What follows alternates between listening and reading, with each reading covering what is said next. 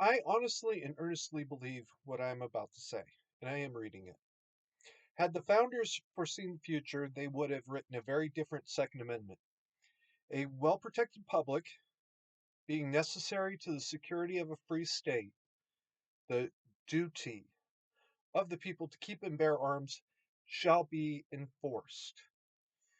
The first purpose of the Second Amendment was to enable the people to meet unlawful force with like force. By duty, I mean that you are required, that this is an obligation, not a right that you can exercise or ignore whenever you feel like. You have a duty to carry ID on you, right? If you don't, you can be arrested. Arrested for failure to keep and bear arms might be a little bit overboard. We can come back to that later. The plight of Iranians now, today, proves the truth of what I say. I've been reading that there could be as many as a half a million Iranians killed and injured as a result of the regime's illegal use, unlawful use of force. They are massacring people. Now, the 30,000 dead number that I've been hearing so much about, that's a big number, all right? If you said 10,000, I'm there. 15, I'm there. That was kind of my number a long time ago. Um, 30,000? Mm, that's going to require a lot of tabulation later on. All right. I'm not quite sure I buy that number at this point, which, by the way, is 26th January 2026. So there you go. Um, Half a million killed and injured. I totally believe it. I don't, you don't even need to go out of your way to prove your numbers. I accept the number. I also accept that a big chunk of that is not people who were shot in the protests. Big chunk of that is people who were killed and injured in the stampedes, in the panic, in the running. People who were unable to access medical care because they're afraid that they'll be taken and shot in the street afterwards. Man has a heart attack, but he can't go to the hospital. Why not? Because he's afraid that Farja or IRGC is going to come through there, grab him, shoot him in the back of the head. All right. And now he dies. And yes, I do include that as part of the list. Or maybe he's not afraid. He's at home when he has a heart attack. But the ambulance can't get to him, and his family can't get him to the hospital because the streets are blocked with the dead and the panicking and the stampedes. Yeah. I also include the man that died in a car on the way to the hospital as part of the dead because of the regime's unlawful use of force.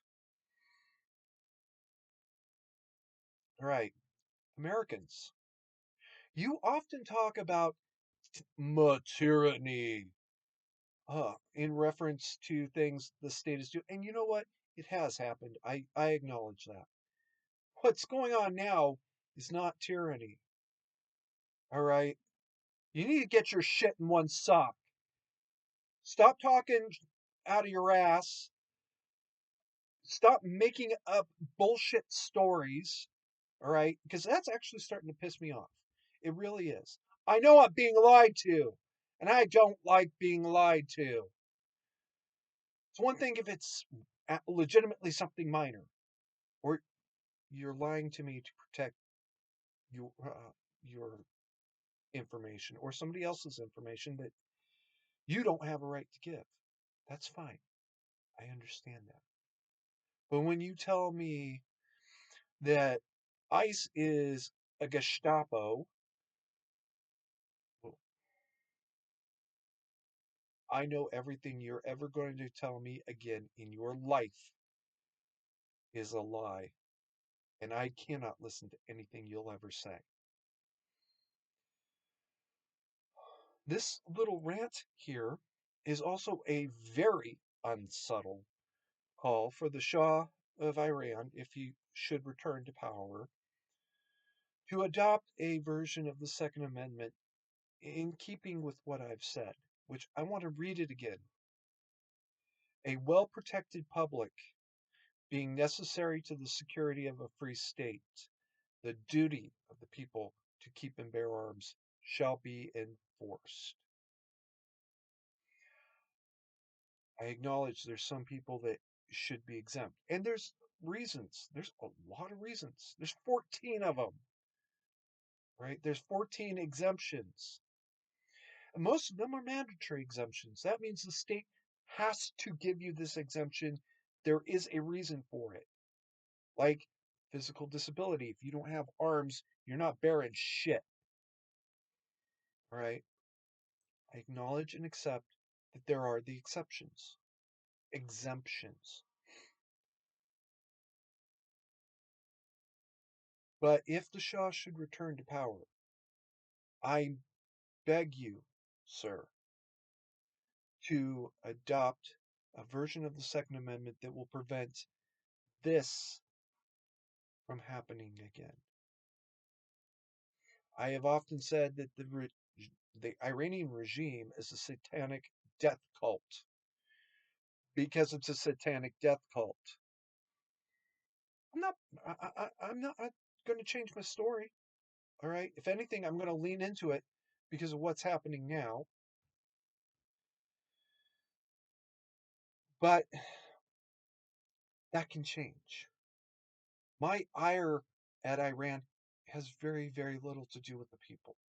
It really has nothing to do with the people above the equivalent of staff sergeant or major. Excuse me, below the equivalent of a staff sergeant or a major. Somebody who's got about 10 years in and is now pretty much belongs to the regime. I'm also going to say that it is fully directed at every single member of IRGC and Farja. Those guys, fuck those guys. All right.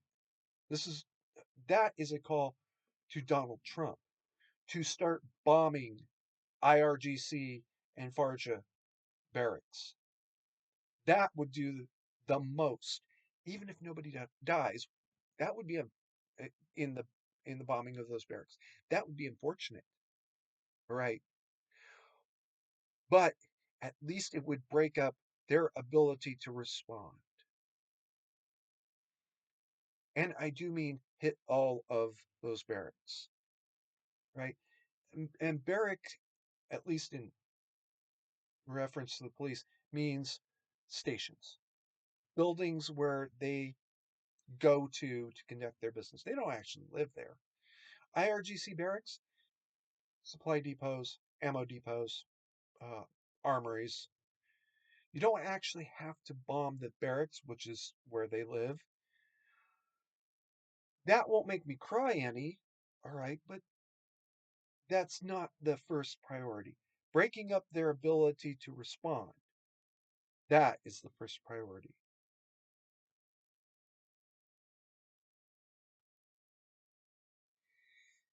Had the founders foreseen the future, they would have written a very different Second Amendment. A well protected public being necessary to the security of a free state. The duty of the people to keep and bear arms shall be enforced.